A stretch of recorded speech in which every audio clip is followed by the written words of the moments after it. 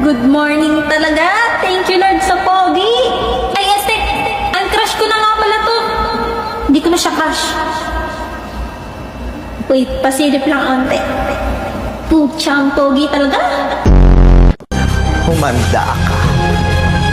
Papatayin kita sa tayo.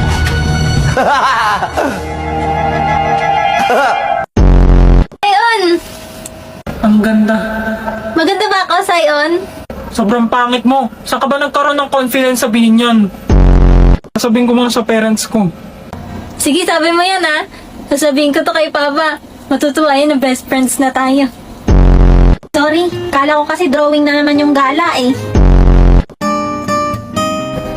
Ay, aten ka, Bagyo.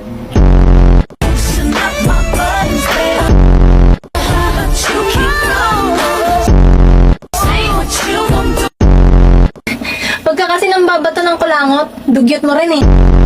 Kadiri, nawakan niya yung kamay na may kulangot. At wala akong pake sa jowa mong pangit. Super!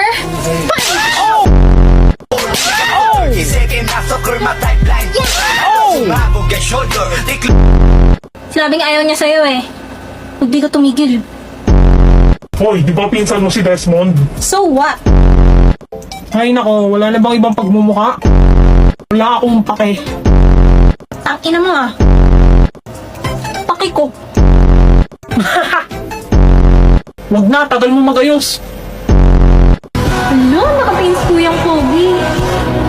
Ang ganda ko ba dahil shocks?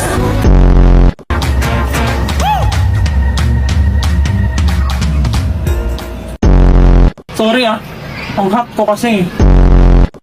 Puta naman talaga. Kaya naman pala ang init. Andito yung demonyo. Kala ko ba ang init? Ba't ka magkakape? Ayokong nakikipag-usap ka sa lalaking mo. Nagsiselos ka, no? Huwag ko daw papansinin si Sayon Boy ng buong period. Sige, dahil wala naman ako sa mood makipagplastikan ngayon. Hindi ko mag-gets, huwag papansinin pero magiging close. Dalawang puto. Oh, Pak, matanda na pero may asim pa din. Wag! Stop! Ayokong tumanda. Sobrang Latina! Etong si Pikachu, sulpot ng sulpot eh. Natatai ako. Alan Calvo, Alan Calvo. Asim! Pinost mo pa talaga?